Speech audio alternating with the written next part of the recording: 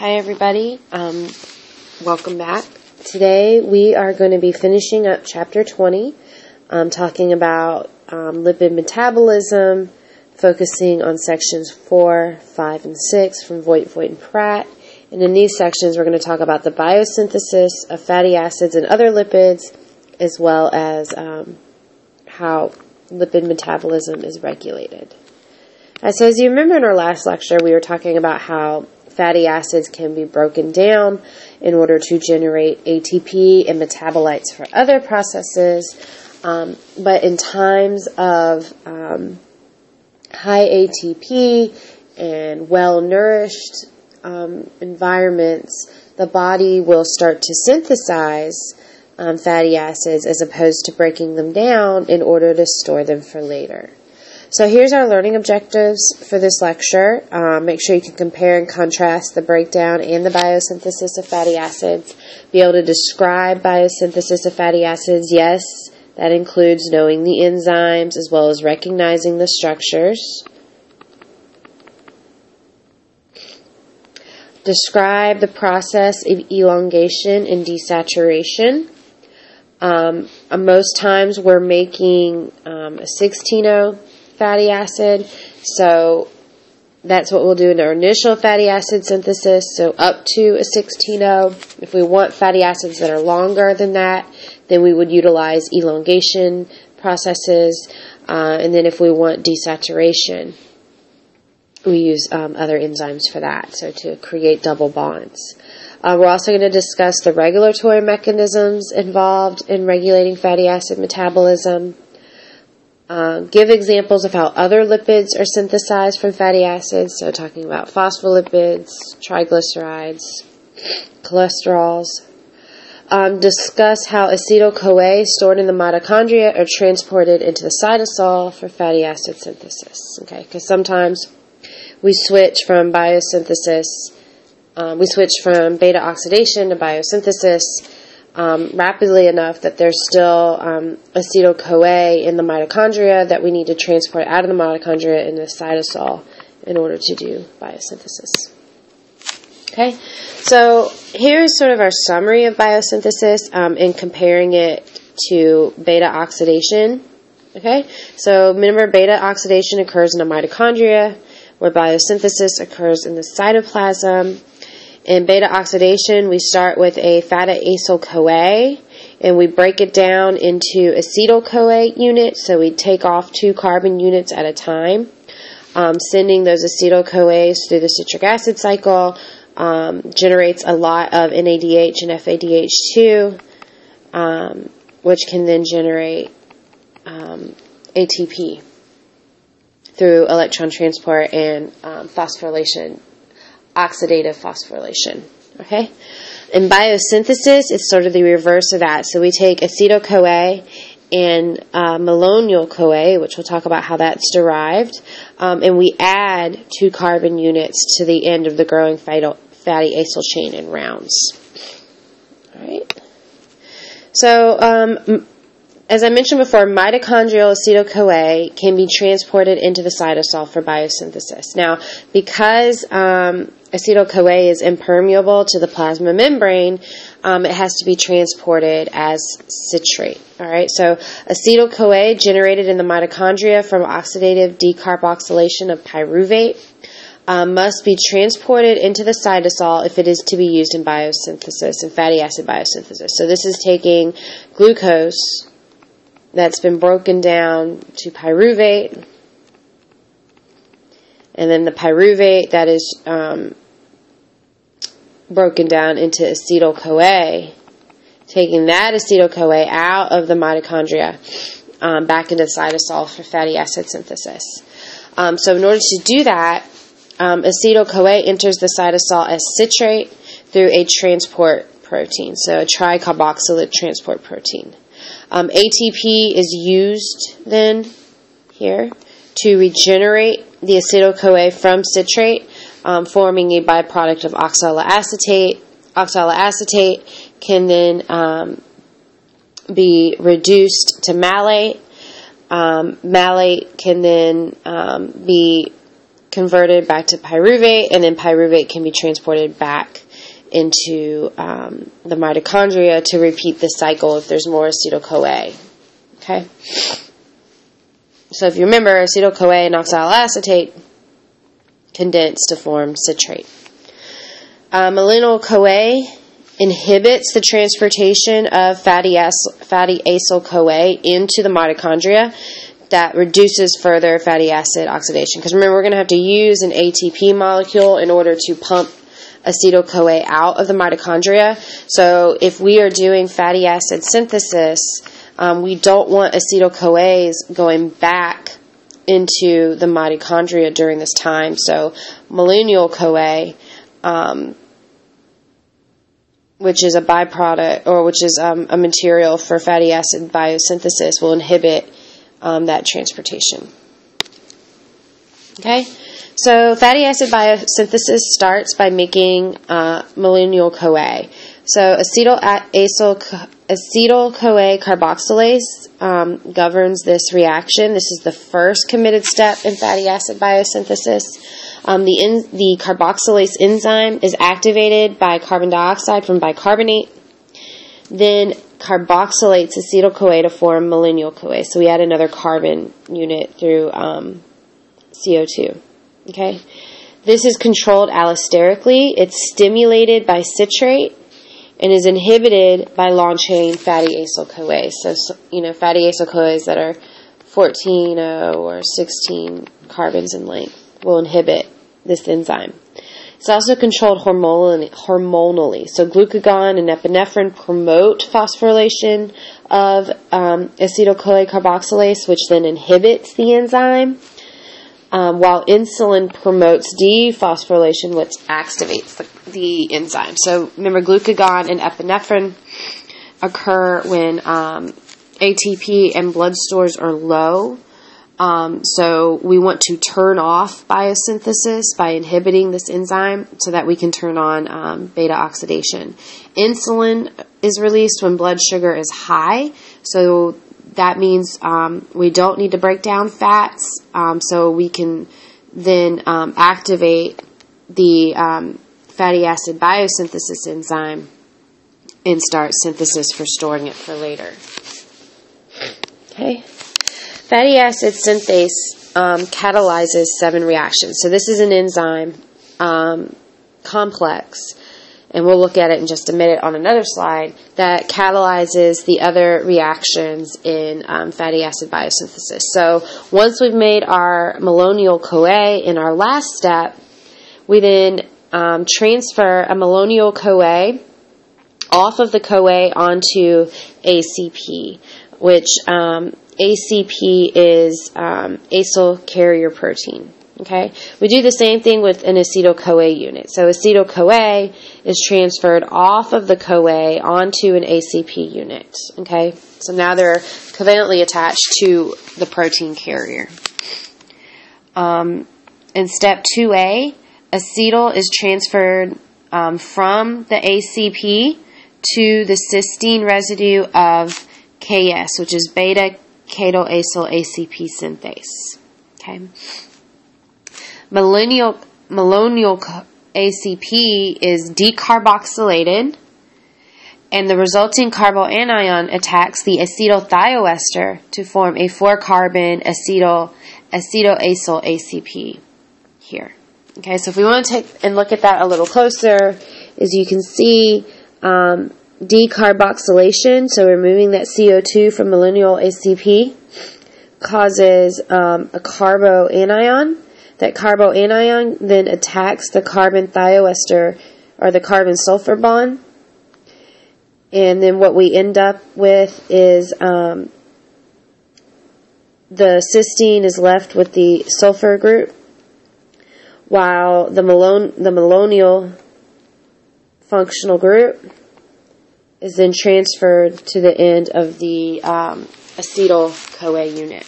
Okay. In steps 3 through 5, we have 2 reductions as well as a dehydration to form an acyl group. All right. At this point, the acetyl group has been extended by 2 carbons. So we have our 2 original carbons from the acetyl group, and we have our 2 new carbons from malonyl, forming a butyryl ACP. And then if you do notice, the coenzyme that we're using for these reactions is NADPH, not NADH.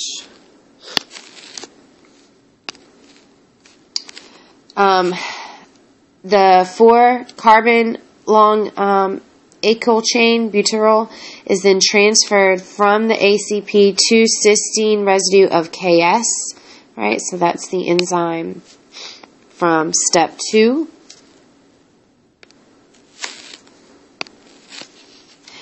And the cycle repeats itself. So we add another, once we've transferred that acetyl group to the cysteine residue on the enzyme KS, the malonyl group can then redo, or the malonyl group is carboxylated.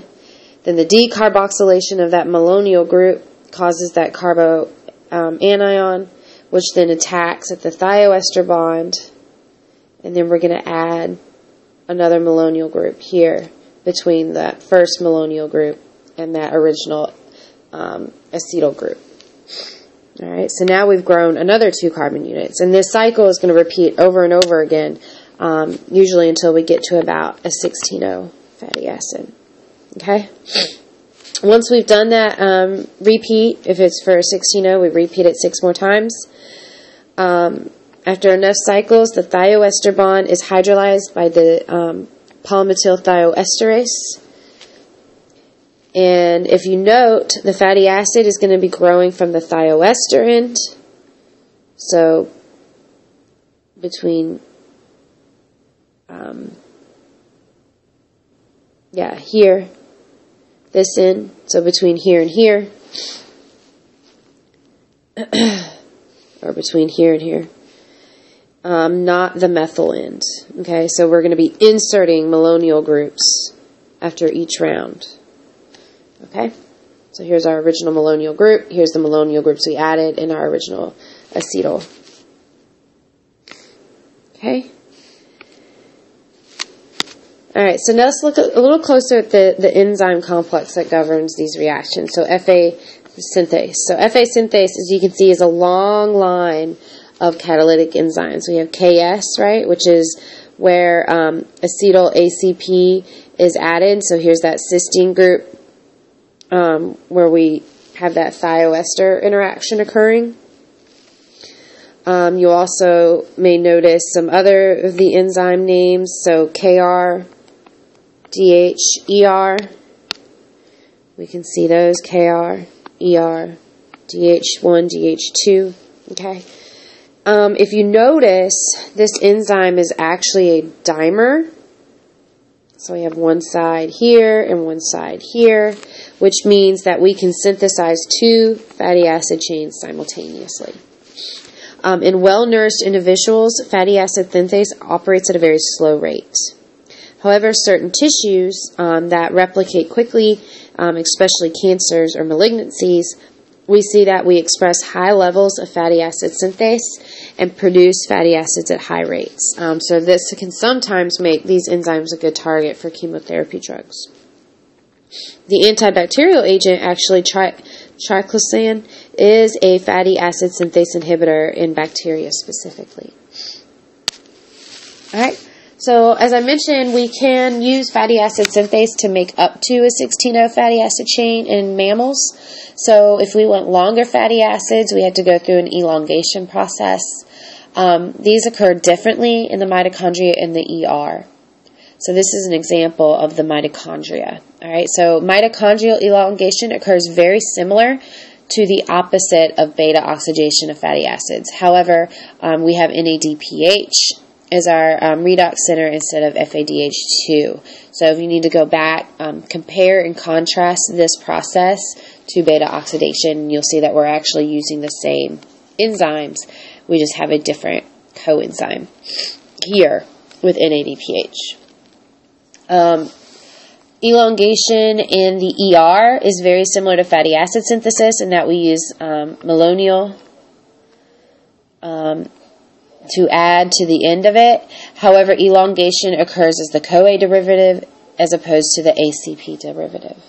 Okay, so we don't get transferred to that acyl carrier protein. Okay, unsaturation. So if we want to make double bonds, we're going to use the enzymes desaturases. Specific desaturases insert double bonds at either the C9, C6, C5, or C4, and can only have more than one double bond if the first double bond is 5 carbons from the ends, and additional double bonds cannot be in conjugation. So because of these limitations, there are very certain polyunsaturated fatty acids that we must obtain from our diet from plant sources. All right. So fatty acids are esterified to form triglycerides as well as phospholipids. So if we look at just triglycerides, we need 3 fatty acid esters and glycerol to make a triglyceride. So these are carried out by glycerol 3-phosphate acyl transferase in mitochondria and ER, or by the enzyme dihydroxyacetone phosphate acyl transferase in the ER, a peroxiome. So if we want to look here, where do we want to start out at? So we can have glycerol 3-phosphate or dihydroxyacetone phosphate. Do you remember where we get these guys from? You may want to take a look back at glycolysis, okay? Dihydroxyacetone phosphate acyl transferase will transfer an acyl group from a CoA on to make acyl dihydroxyphosphate. Reduction of this can give us lysophosphatic acid. And then we can transfer another acyl group to make phosphatidic acid. So we have 2 acyl groups and then a phosphate head group. This can go on to phospholipid, or we can remove the phosphate group and add another acyl group to make triacylglycerides. All right, so from looking at that, let's talk a little bit about the regulation of fatty acid metabolism. So in mammals, glycogen and triglycerides are used as the primary fuel source for energy and are synthesized in times of plenty for future use. Fatty acid oxidation is controlled mainly by the concentration of fatty acids in the blood.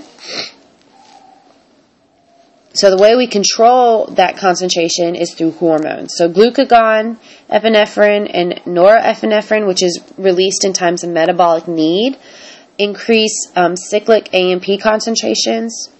Cyclic AMP will then activate pKa, which is a phosphorylating enzyme.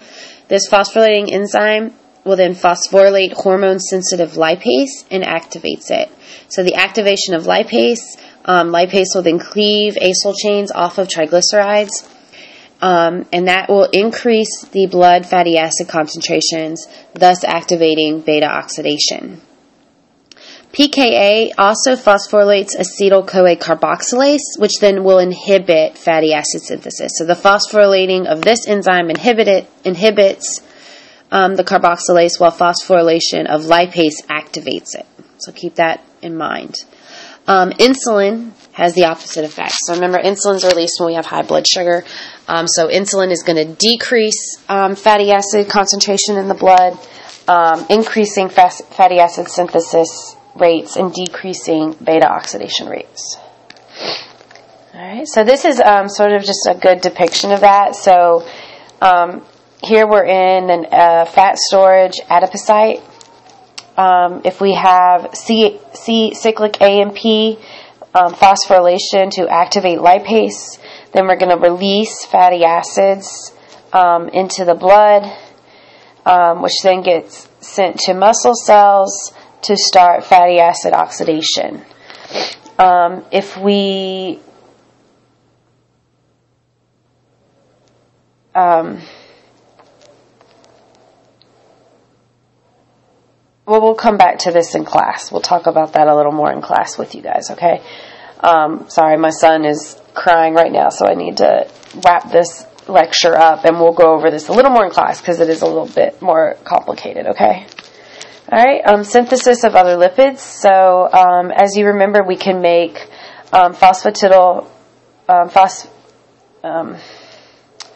we can make certain phospholipids directly as we are starting to make triglycerides. So if we go back here, we can make lysophosphatidic acid and make phosphatidic acid. So from phosphatidic acid precursor, we can make other phospholipids. So by adding different head groups. So